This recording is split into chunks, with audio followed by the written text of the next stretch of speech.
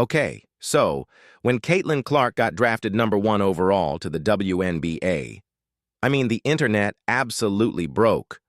But honestly, it wasn't just because of her insane logo threes or her record-shattering college career. It was all about the paycheck. People were like genuinely outraged. The greatest college basketball player of all time, a generational talent who brought nearly 20 million viewers to a national championship game, was signing a 4-year contract for $338,000. That's barely $76,000 for her rookie season. What? For context, the NBA's #1 pick, Victor Wembanyama, signed a rookie contract worth over $55 million. That's so much bigger. The whole timeline was furious. Everyone from casual fans to NFL superstars was screaming that Caitlin was getting robbed.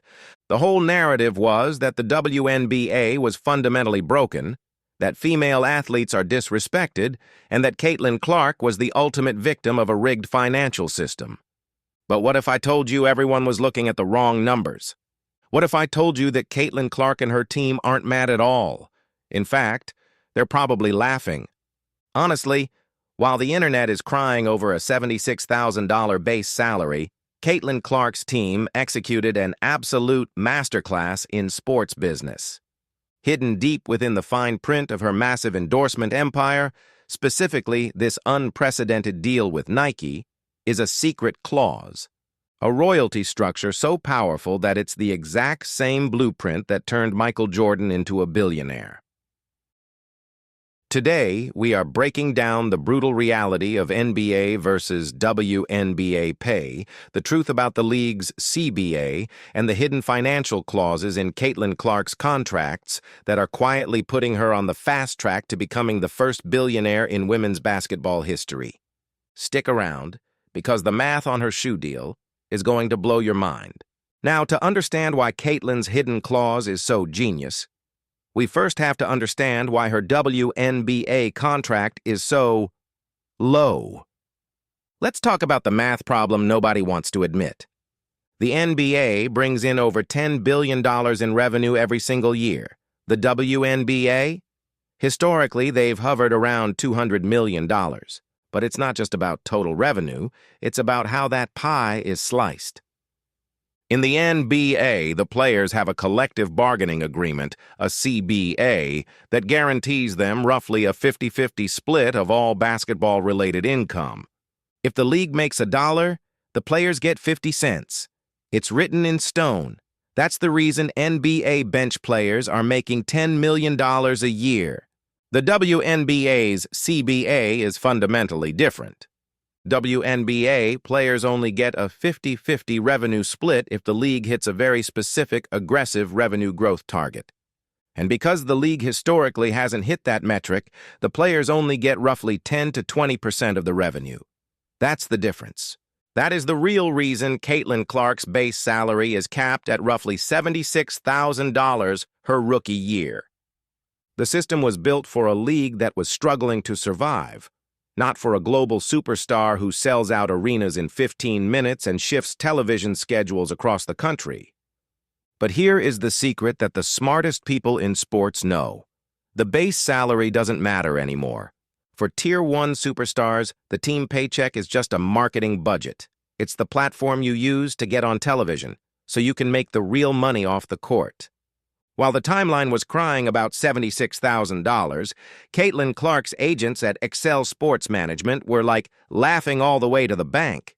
Before she even stepped onto a professional court, she had already built an endorsement empire that rivaled veteran NBA All-Stars. That's wild.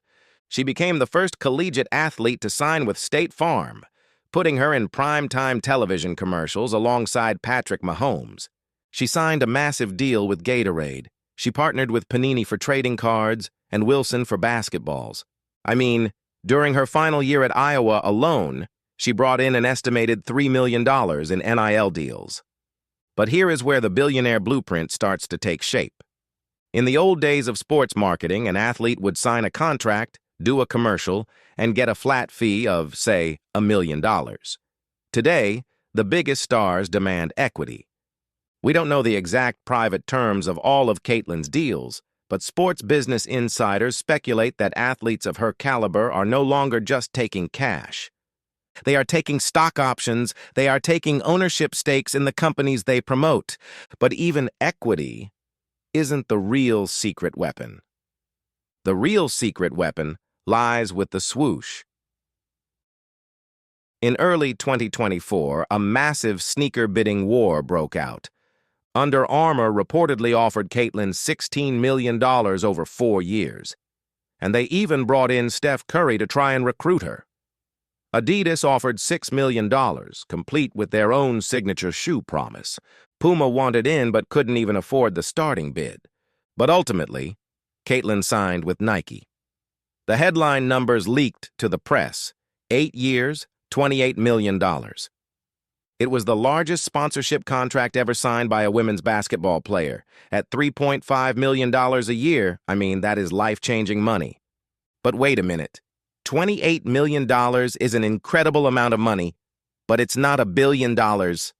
So where does the billionaire trajectory come from? It comes from a specific hidden mechanism inside that contract. It's a clause that Sonny Vaccaro, the legendary sports executive who signed Michael Jordan to Nike, says is the most important piece of paper an athlete can ever sign. The hidden clause is the signature shoe royalty. When Michael Jordan signed with Nike in 1984, the base pay was $500,000 a year. Good money back then, but nothing crazy. The reason Michael Jordan is a billionaire today, worth over $3 billion, is because his contract included a clause that gave him a standard 5% royalty on every single Jordan brand item sold. Every shoe, every hoodie, every pair of socks. As long as they sell, he gets a cut. Last year alone, Michael Jordan made roughly $300 million in passive income just from Nike royalties. Just from royalties. When Caitlin Clark negotiated her Nike deal, it wasn't just a flat $28 million. The contract specifically mandated the creation of her own signature shoe. And while the exact royalty percentage is a closely guarded corporate secret, industry insiders have pointed out that signature shoe deals for megastars always come with revenue sharing on wholesale units. Think about the math here. Caitlin Clark isn't just popular, she is a global economic force. When her signature Nike Kobe player exclusives dropped, they sold out in, literal seconds. When she gets her own official Clark 1 sneaker, it's not just going to be bought by young girls playing basketball. It's going to be bought by sneakerheads, by guys who respect her game, by parents, by fans globally. Women's basketball shoes are a massively untapped market, and Caitlin is the catalyst to blow it wide open. Nike knows this. They are treating her launch with the same level of priority they gave LeBron James and Kobe Bryant.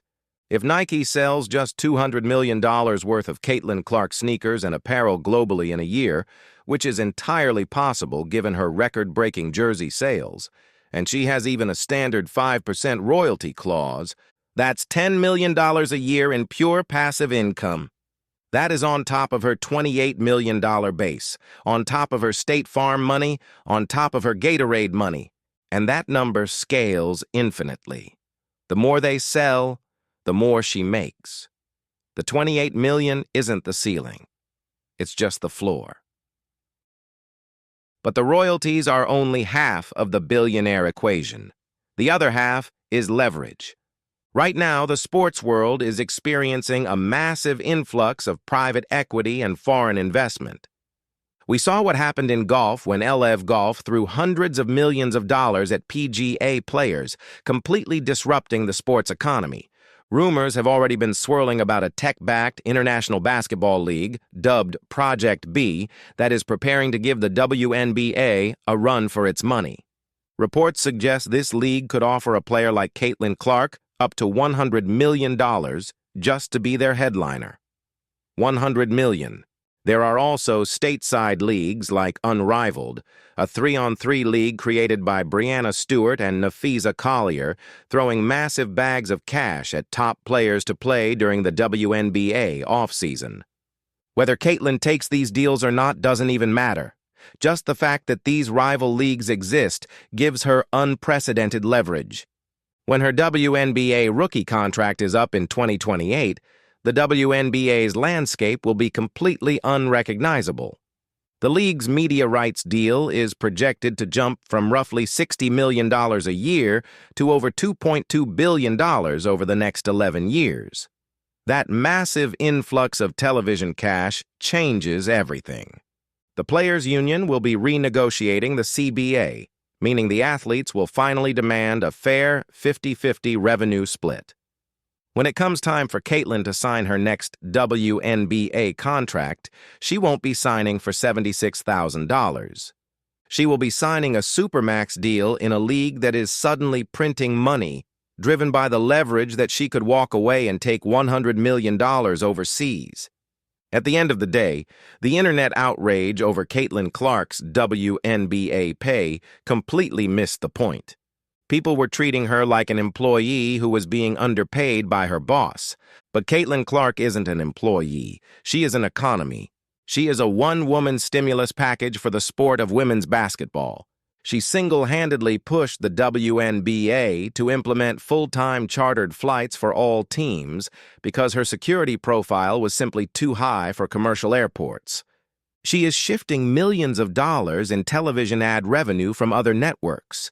Brands aren't just giving her money. They are giving her equity and royalty points because they know she is the key to an entirely new demographic of consumers.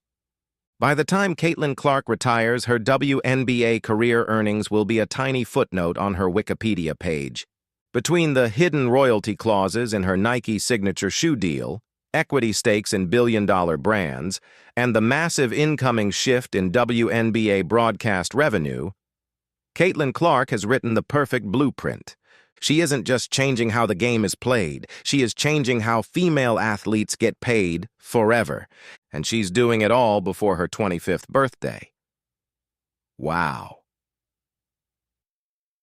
Do you think Caitlin Clark's shoe will outsell NBA players' signature shoes? Let me know down in the comments below.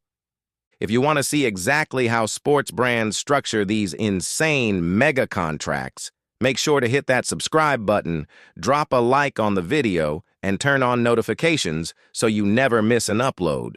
We drop deep dives on the business of basketball every single week. Thanks for watching, and we'll see you in the next one.